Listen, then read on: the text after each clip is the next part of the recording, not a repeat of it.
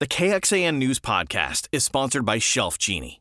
At one point, the plane completely just dropped and everything, all the food and everything just flew everywhere.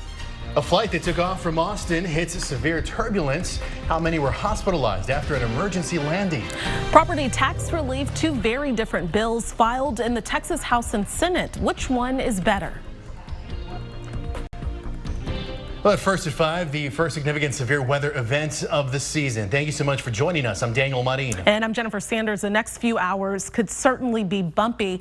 The winds are starting to pick up. Chief Meteorologist David Yeomans is tracking the increasing threat of dangerous storms for us. And David, what are you really focused on now? Daniel, Jen, we have a line of severe thunderstorms that is entering the viewing area right now. And just in the past few minutes, the threat for all of us has increased. I want to give it over to meteorologist Nick Bannon with an eye on what's happening. Yeah, we've got our first severe thunderstorm warning of the day that's out right now for the portion of our KXAN viewing area, including San Saba County. Just north of San Saba, we actually have a tornado warning, but that's not for our KXAN viewing area. But you see a good chunk of San Saba County, including the city of San Saba, under a severe thunderstorm warning until 5:30. The main threat here is for wind gusts up to 70 miles per hour. And we've tracked this long line of storms as it moves eastward at roughly 50 miles per hour. And you're probably wondering, when does it get to where you are? Well, here's a list of some other potential arrival times. Fredericksburg at 5:56, Burnett at 6:14, Blanco at 6:34. We're thinking in Austin soon after 7 o'clock here tonight if it maintains its current pace.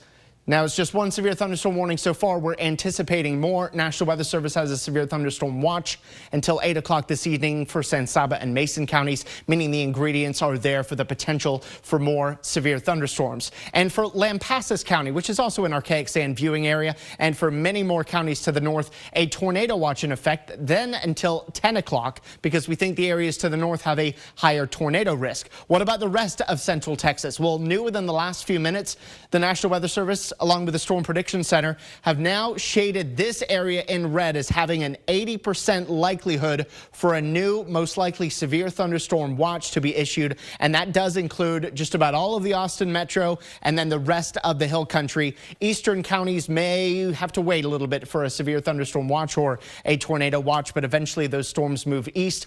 Chief Meteorologist David Yeomans will have the timing as these storms move through and into tonight here in First Warning Weather in a few minutes. All right, Nick and David, thanks so much. Texas Republicans' top priority is taking shape, and we now have a look at two different proposals at the Texas Capitol to cut your property taxes. But the House and Senate are already butting heads over whose idea is best. As Ryan Chandler reports, the outcome could have a big impact on your tax bills. This is meaningful rural relief. House Republicans unveiling their proposal to cut property taxes. House Bill 2 would limit your home's appraisal value to 5% growth every year, down from the current 10% cap. It would also cut school districts' maximum tax rates by 15 cents and extend the appraisal caps to every property, not just homesteads. The largest property tax cut in the history of the state of Texas without argument. But the arguments came quickly. That would be a disaster and undo everything we've done that has brought this property tax relief. And we're going to do even more. Speaker Phelan's plan faces a steep climb in the Senate. All 31 senators support a different idea. They want to allow you to exempt $70,000 of your home's value from your property taxes. The bill's author estimates that will save the average homeowner $341 per year. See, if you address just one portion of your tax bill, just say, well, we're going to control the value, it doesn't change the fact that the tax rates will go through the roof and your bill will go through the roof. The House plan is certainly more controversial. While many will like the additional tax rate cut that it provides, appraisal caps are going to be a problem for many in the taxpayer community. House Democrats say they would also prefer the Senate's plan, but would also focus on investing in other priorities, like education and health care first. It's not that Democrats are against tax cuts. Democrats pay taxes too. But Democrats want to fund the essential functions of government. If we're not doing that, then what are we doing up here? Ryan Chandler, KXAN News. And while Lieutenant Governor Patrick is now opposed to capping appraisal values at 5%, it used to be his top priority. In fact, he campaigned on lowering the appraisal cap to 3% when he first ran for Senate in 2007. And as lawmakers focus on property taxes, only a small minority of Texas voters said that should be the top priority. 4% of voters said property tax cuts should be the top priority, according to a new poll from the Texas Politics Project at UT Austin. Although almost half of Texas voters said property taxes have the greatest impact on them of all taxes.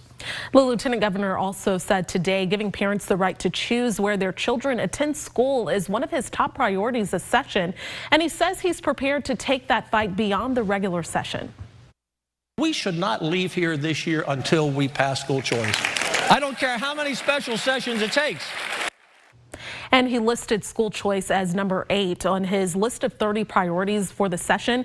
Governor Greg Abbott also named the issue as one of his priority items during his State of the State address. We're hearing from more passengers who experienced severe turbulence on a flight headed from Austin's airport to Frankfurt, Germany last night. About 90 minutes into the flight, the Lufthansa plane hit a rough air patch while traveling at 37,000 feet over Tennessee. The pilot diverted and landed safely at Washington Dulles International Airport, where 7 people were taken to hospitals.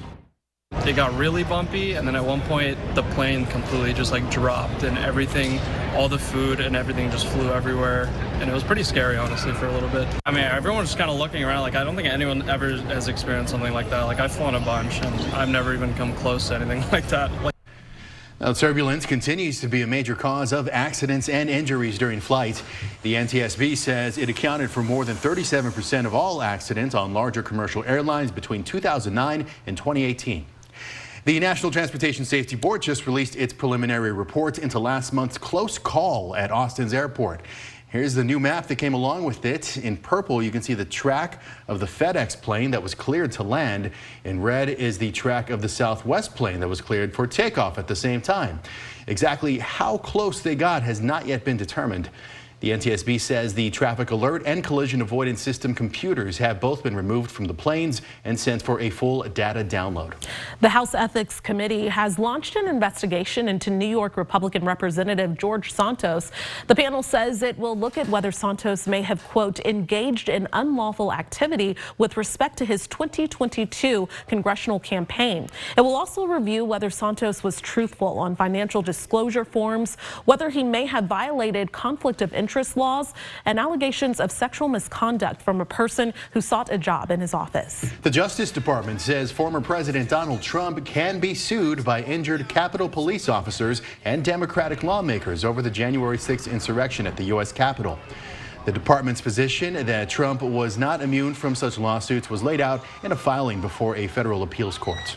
Republicans are gathering in Maryland for the annual Conservative Political Action Conference, where deep divisions within the party are on full display. As Alice Barr reports, it comes amid some signs that President Joe Biden may be getting close to announcing a run for re-election. President Biden on Capitol Hill today meeting with Senate Democrats. We are filled with unity, optimism. One day after a meeting with House Democrats that offered a blueprint for 2024 campaign messaging. Folks, y'all know how much we've gotten done, but a lot of the country still doesn't know it.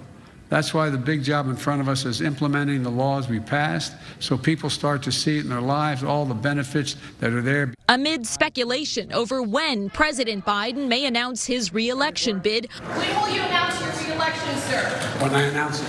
Republican challengers are lining up.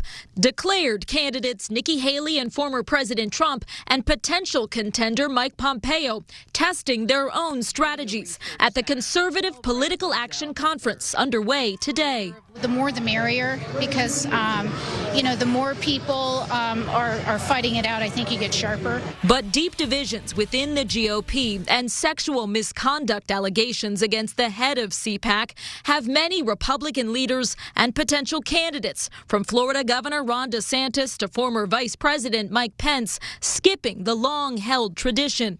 Former President Trump will be a featured speaker, and many analysts say it's still his show. What you're seeing with the Mike Pence or someone who wants to get back to more traditional Republican politics don't feel like they're going to get a warm welcome, and getting booed at a CPAC stage is not a good way to start your race for the presidency. Both sides of the aisle shoring up support and sharpening their messages as the battle for 2024 starts heating up. In Washington, Alice Barr, NBC News. Austin is the fastest growing city for millionaires. Just ahead, how many call Austin home? And the soaring cost of car insurance, how much many of us are paying in Central Texas. And waiting for storm debris pickup that's not coming, where some people are finding out they may just have to take care of it themselves. Austin is the fastest growing city for millionaires. That's what's in the 2023 Wealth Report by investment advisory firm Henley and Partners. So it says the number of millionaires who call Austin home has more than doubled between 2012 and 2022, surpassing 30,000.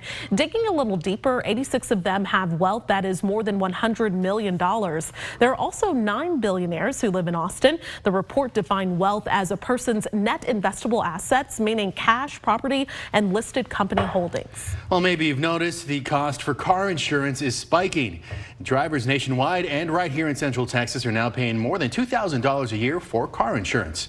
The company Bankrate crunched the numbers and found over the last year, premiums rose more than 13%, and the bigger bills are arriving for all types of drivers.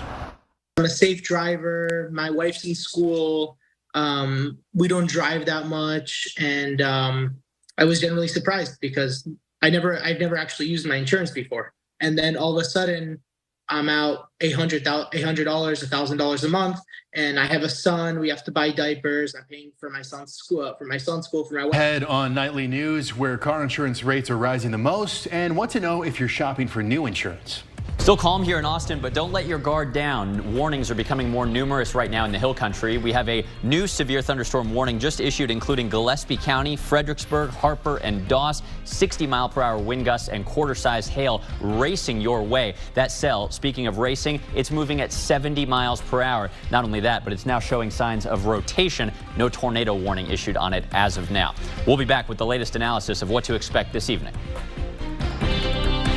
This KXAN News podcast is brought to you by Shelf Genie. I'm Rosie Newberry from KXAN Studio 512. Considering replacing your kitchen cabinets? Struggling to find or reach things? Go to shelfgenie.com/Austin. Shelf Genie designs custom pull-out shelves for your existing cabinets, adding convenience and value to the most used room in your home. Shelf Genie custom pull-out shelves, everything in reach. After last month's ice storm, the Brushy Creek Municipal Utility District, or MUD, said it would help pick up tree debris. But now that's not happening. KXAN's Mercedes Hernandez spoke with leaders to find out why, and she joins us live this evening. Mercedes. Thanks, guys. Now, piles of brush just like this one behind me can be found piled along almost every street here in Brushy Creek. Neighbors, of course, are worried that tonight's storms may scatter them in the streets, too. Now, I spoke to MUD leaders who say that they did underestimate just how many branches there would be to clean up after last month's ice storm. Now, I also spoke to one local man who says he doesn't want to have to pay to clean it up now. This pile has been sitting outside Mustafa Muhammad Ali's Brushy Creek home for weeks.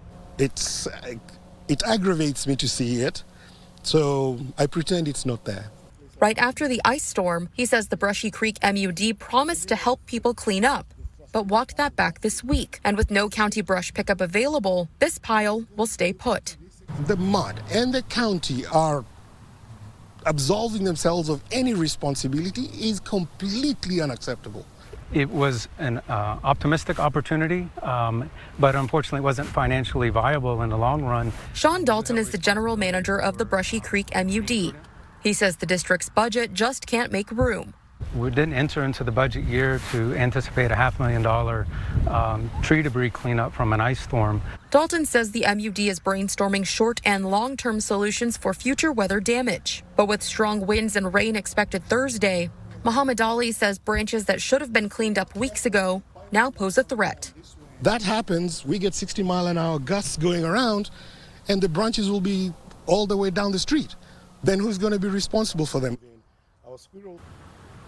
Now, General Dalton did say that brush pickup was not offered as a service before this last month's ice storm, but that could change here in the very near future.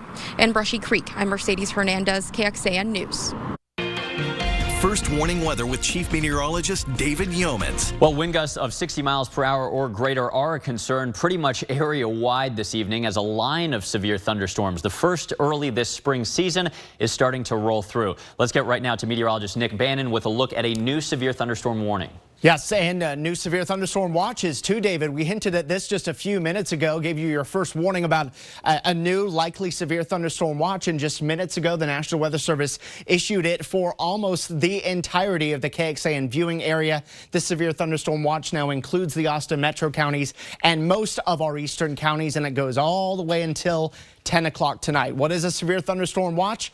Well, it means that conditions could lead to severe storms. We want you to have a plan, stay informed, prepare to head indoors, away from windows, and now's a great time to put your car in the garage to avoid any hail damage there. And certainly as the storms move through, you want to be inside and get your family inside. We still have a tornado watch for Lampasas County. The rest of central Texas, just about except for Milam County, is under a severe thunderstorm watch. Here's what's happening on radar now. These warnings are starting to add up into portions of the hill country, including San Saba, where we've got a warning for the northern portion of the county until 5:30, this southern sliver until 6:15. And now a new warning for Mason County until 6. Right now, the wind damage threat appears to be the highest. This is what the storm winds look like on radar.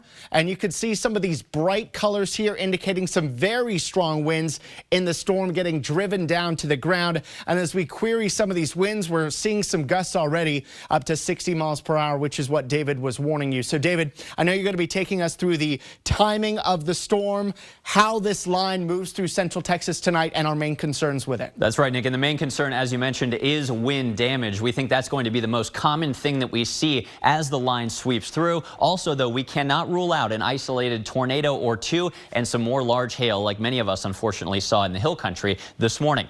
Here is the forward projection on the future weather model. I'll take you an hour or two in the future and notice this big line of severe thunderstorms rocking places like Llano County, Gillespie County at 6 p.m. Any of these storms that are shown with the reds and especially the purple colors could be severe. And even as this forms a line with wind damage the main concern, some little spin-up tornadoes sometimes happen along these lines. So we'll be on the lookout for several threats. 8 p.m. It's in the metro. Now, we think it could arrive downtown as early as 7. Best to plan indoor time, though, between 7 and 8 in the Austin area. After that, the line is racing eastward. I mean, really racing at 50 to 60 miles an hour. By 9 p.m., the leading edge of that wind is moving out of our area, and skies clear just like that overnight. Rain amounts are going to be kind of lackluster because this heavy rain is moving so quickly, a quarter to a half inch for most of us as the line moves through.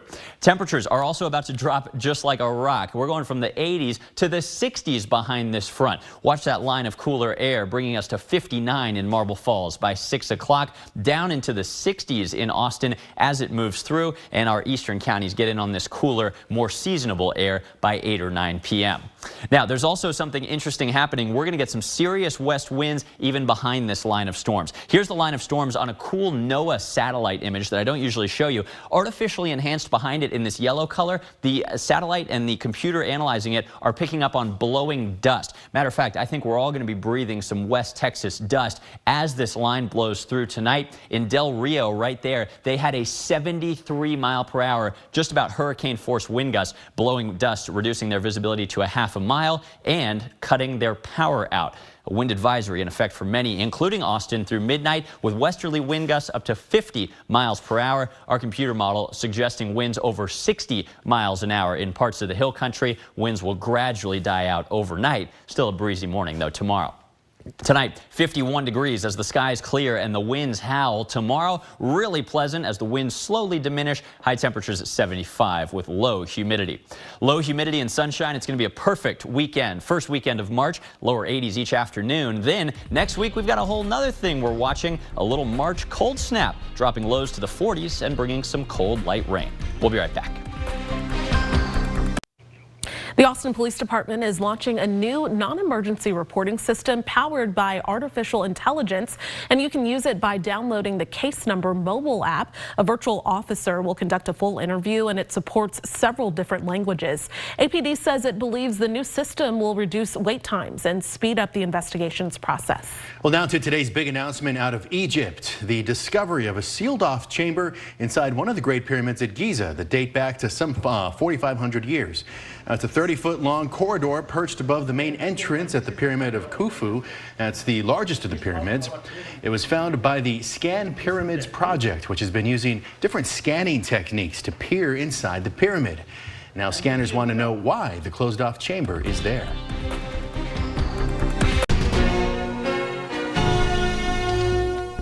Thanks for listening to KXAN News Nightly. You can also listen to KXAN News Today every morning for more in-depth coverage of what matters most to you.